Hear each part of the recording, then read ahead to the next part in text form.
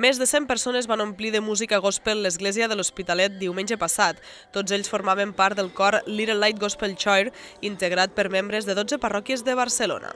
El gospel és un estil de música religiós que agrada molt a la ciutat de Barcelona. Un total de 12 parròquies de la diòcesis ofereixen setmanalment formacions corals d'aquest estil on expressen, d'una manera molt diferent a la clàssica, l'Evangeli.